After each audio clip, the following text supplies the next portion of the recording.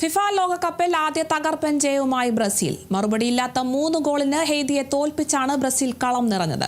ആദ്യ മത്സരത്തിൽ മൊറോക്കോയോട് സമനില വഴങ്ങിയ ബ്രസീലിന് ഈ വിജയം വലിയ ആശ്വാസമാണ് നൽകുന്നത്. പരിക്കിനെ തുടർന്ന് 1 മാസത്തിലേറെയായി വിശ്രമത്തിലുള്ള സൂപ്പർ താരം നെയ്മർ ഇല്ലാതെയാണ് ബ്രസീൽ കളത്തിലിറങ്ങിയത്. രാവിലെ നടന്ന മത്സരത്തിൽ നമുക്കറിയുന്ന പോലെ ലോക ഫുട്ബോളിലെ രാജാക്കന്മാർ ഇന്ന് ബ്രസീൽ അവരുടെ രണ്ടാം മത്സരത്തിൽ ഗ്രൂപ്പ് സിയിലെ രണ്ടാം മത്സരത്തിൽ ഹെയ്ത്തിയുമായി ഏറ്റുമുട്ടി. മത്സരത്തിൽ 3-0 ഒരു വമ്പൻ വിജയമാണ് ബ്രസീൽ കരസ്ഥമാക്കിയത്. മത്സരത്തിലേക്ക് വന്നാൽ 4-4-2 എന്ന ഫോർമേഷനിലായിരുന്നു ആൻസലോട്ടി ടീമിനെ ഇന്ന് ഒരുക്കിയത്. ടീമിനെ ഒരുക്കുന്നതിൽ 2 മാറ്റങ്ങളാണ് ആൻസലോട്ടി കഴിഞ്ഞ കളിയെ അപേക്ഷിച്ച് വരുത്തിയത്. ഡിഫൻസ് സൈഡിൽ റൈറ്റ് വിങ് ബാക്കായി ഡാനിലോ വന്നു. അതുപോലെ തന്നെ സ്ട്രൈക്കറിൽ മാഞ്ചസ്റ്റർ യുണൈറ്റഡിൻ്റെ താരം മാത്യൂസ് ക്യൂനയും വന്നു. മാത്യൂസ് ക്യൂനയാണ് ടൂർണമെൻറ്റ് ഈ മത്സരത്തിൽ 2 ഗോളുകൾ നേടിയത്. മാത്യൂസ് ക്യൂനയുടെ 2 ഗോളുകൾ ഇരട്ട ഗോളുകളുടെ ബലത്തിൽ വിനീഷ്യസ് ജൂനിയർ നേടിയ 1 ഗോളും അങ്ങനെ 3-0 ഒരു വിജയമാണ് കരസ്ഥമാക്കിയത്. മറുവശത്ത് ഹെയ്ത്തി ആവട്ടെ കൂടുതൽ ഡിഫെൻസീവായൊരു ഫോർമേഷൻ 5-4-1 ആയിരുന്നു ഹെയ്ത്തിയുടെ ഫസ്റ്റ് ഹാഫിലെ ഫോർമേഷൻ. അവർ കൂടുതൽ ഡിഫെൻസീവ് ചെയ്ത് ബ്രസീലിനെ സമനിലയിലോ അല്ലെങ്കിൽ ഗോളൊന്നും നേടാൻ പറ്റാത്തൊരു രീതിയിലേക്ക് ബ്രസീലിനെ കുരുക്കാൻ ശ്രമിച്ചപ്പോൾ ഫസ്റ്റ് ഹാഫിൽ തന്നെ ബ്രസീൽ അത് തകർത്തെറിയുന്ന ഒരു കാഴ്ചയാണ് കണ്ടത്. 23-ാം മിനിറ്റിൽ മാത്യൂസ് ക്യൂന ആദ്യ ഗോൾ നേടി. ഗോൾ വന്നത് ബ്രസീൽ നടത്തിയ മുന്നേറ്റം ബോക്സിനകത്ത് പോസ്റ്റിന് മുന്നിൽ ക്ലിയർ ചെയ്യാൻ പരാജയപ്പെട്ട ഹെയ്ത്തിയുടെ ഡിഫൻസിന് പിഴവിൽ മാത്യൂസ് ക്യൂന ആദ്യ ഗോൾ നേടുകയായിരുന്നു. 36-ാം മിനിറ്റിൽ വീണ്ടും മാത്യൂസ് ക്യൂന ഗോൾ നേടി. വിനീഷ്യസ് ജൂനിയർ ആയിരുന്നു മാത്യൂസ് ക്യൂനയുടെ ആ ഗോളിന് വഴിയൊരുക്കിയത്. ബോക്സിന്റെ ഇടതുവശത്ത് നിന്നും ഇടംകാല് കൊണ്ട് തന്നെ വിനീഷ്യസ് ജൂനിയർ നൽകിയ പന്ത് ക്യൂന അതിമനോഹര ഷോട്ടിലൂടെ ഫസ്റ്റ് പോസ്റ്റിലേക്ക് അടിച്ചു കയറ്റുകയായിരുന്നു.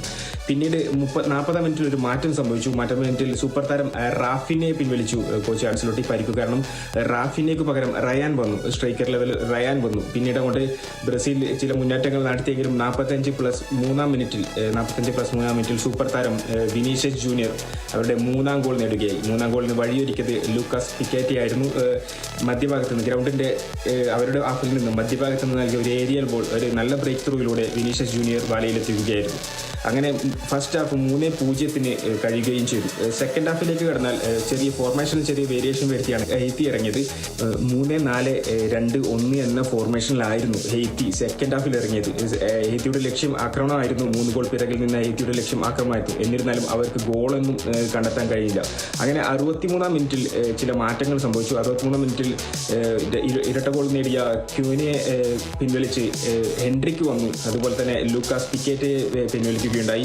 80-ാം മിനിറ്റിൽ വിനീഷ്യസ് ജൂനിയറിനെയും കോച്ച് പിൻവലിച്ചു. എന്നിരുന്നാലും പുതിയ താരങ്ങൾ വന്നിട്ട് പോലും സെക്കൻഡ് ഹാഫിൽ ഗോളുകളൊന്നും ഇരു ടീമുകൾക്കും നേടാൻ കഴിഞ്ഞില്ല. 60-ാം മിനിറ്റുകളിൽ ഹെയ്ത്തി ചില മുന്നേറ്റങ്ങൾ നടത്തിയിരുന്നു. ഒരു കോർണർ കിക്ക് ഗോൾ എന്ന വിധത്തിൽ പോയൊരു ഡിഫൻസീവ് ലൈനിൽ വെച്ചൊരു സേവ് ഉണ്ടായിരുന്നു ബ്രസീലിൻ്റെ.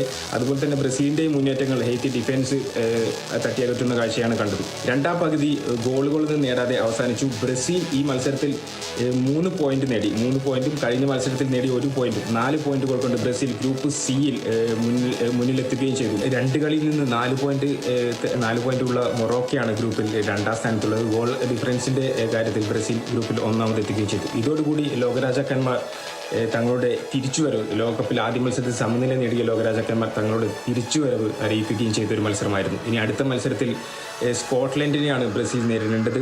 മത്സരത്തിനായി കാത്തിരിക്കാം. ലോകകപ്പ് ഫുട്ബോളിൽ ഗ്രൂപ്പ് ഡിയിൽ ഓസ്ട്രേലിയയെ തോൽപ്പിച്ച് ആതിഥേയരായ അമേരിക്ക നോക്കൌട്ട് റൗണ്ടിൽ പ്രവേശിച്ചു. എതിരില്ലാത്ത 2 ഗോളുകൾക്കാണ് അമേരിക്കയുടെ ജയം. 11-ാം മിനിറ്റിൽ ഓസ്ട്രേലിയൻ താരം കാമറൂൺ ബോർജസിന്റെ സെൽഫ് ഗോളിലൂടെയാണ് US മുന്നിലെത്തിയത്. ഇന്നലെ ഗ്രൂപ്പ് ഡിയിൽ നടന്ന മത്സരത്തിൽ ഇരു ടീമുകളിൽ 2ാം മത്സരമായിരുന്നു. Australia versus USA. ആതിഥേയരായ USA ഇന്നലെ 2-0 എന്ന നിലയിൽ ഓസ്ട്രേലിയയെ പരാജയപ്പെടുത്തുകയും ചെയ്തു. ഈ മത്സരത്തിൽ അധിക സമയം ബോൾ പൊസിഷൻ കീപ്പ് ചെയ്ത് കളിച്ചത് USA തന്നെയായിരുന്നു. USAക്കായിരുന്നു കളിയിൽ മുൻതൂക്കം. USA 68% ബോൾ പൊസിഷൻ കീപ്പ് ചെയ്തു. ഓസ്ട്രേലിയ കൂടുതൽ ഷോട്ടുകൾ എടുത്തു. 8 ഷോട്ടുകളോളം USA ഈ മത്സരത്തിൽ എടുത്തു. വെറും 5 ഷോട്ടുകൾ മാത്രമാണ് ഓസ്ട്രേലിയക്ക് ഈ മത്സരത്തിൽ നേടാൻ കഴിഞ്ഞത്. അതുകൊണ്ട് തന്നെ മത്സരത്തിൽ 2 ഗോളുകൾ നേടി വിജയം കൈവരിക്കുകയും 6 പോയിന്റ് ഗ്രൂപ്പിൽ ഒന്നാം സ്ഥാനത്ത് ഡി ഗ്രൂപ്പിൽ ഒന്നാം സ്ഥാനത്ത് ഇപ്പോൾ USA എത്തുകയും ചെയ്തു. അതുകൊണ്ട് തന്നെ അടുത്ത റൗണ്ടിലേക്ക് ഏകദേശം ഒരു റൗണ്ട് 32ലേക്ക് USA ഏകദേശം ടിക്കറ്റ് ഉറപ്പിക്കുകയും ചെയ്തു ഈ മത്സരത്തോടെ. ഈ മത്സരത്തിൽ 11 മിനിറ്റിലായിരുന്നു ആദ്യ ഗോൾ വരുന്നത്. ഓസ്ട്രേലിയൻ ഡിഫൻഡർ കാമറൻ ബെർഗസിന്റെ ഒരു പിഴവ് മൂലം അവർ USA നടത്തിയ ഒരു മുന്നേറ്റം ബോക്സിനകത്ത് ഇടത് വിങ്ങിലൂടെ US നടത്തിയ ഒരു മുന്നേറ്റം തടയാൻ ശ്രമിക്കുന്നുണ്ട്. കാമറൻ ബെർഗസിന്റെ കാലിൽ തട്ടി അത് ഗോളിലേക്ക് കടക്കുകയും ഒരു ഓൺ ഗോളായി മാറുകയും ചെയ്തു 11 മിനിറ്റിൽ. രണ്ടാമത്തെ ഗോൾ വന്നതും ഫസ്റ്റ് ഹാഫിൽ തന്നെയായിരുന്നു. ഫസ്റ്റ് ഹാഫിന്റെ 42 മിനിറ്റിൽ അലക്സ് ഫ്രീമാൻ എന്ന USA താരം നേടിയ ഗോളായിരുന്നു.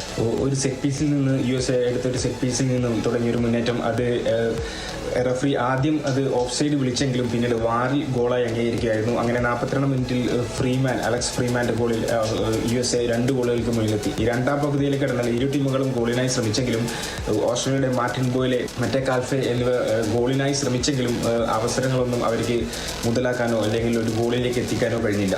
അതുപോലെ തന്നെ ഒരു 80 മിനിറ്റുകളിൽ കളി കുറച്ചും കൂടി പരിക്കൻ കളിയായി മാറുന്ന കാഴ്ചയും കണ്ടു. 3 യെല്ലോ കാർഡുകളാണ് ആ ഒരു സമയത്ത് റഫറി എടുത്തത്. ഒരു 80, 81, 82 മിനിറ്റുകളിൽ 3 യെല്ലോ കാർഡുകൾ എടുക്കുന്നതും കണ്ടു. അതുപോലെ തന്നെ മൊത്തം കളിയിൽ 7 യെല്ലോ കാർഡുകൾ മൊത്തമാണ് റഫറി ഇന്നത്തെ കളിയിൽ പുറത്തെടുക്കുകയും ചെയ്തത്. ഈ മത്സരത്തിൽ അവസാന നിമിഷങ്ങളിലേക്ക് എത്താൻ തന്നെ ചില മുന്നേറ്റങ്ങൾ ഇരു ടീമുകൾ നടത്തി, എന്നാലും ഗോളിലേക്കൊന്നും കലാശില്ല.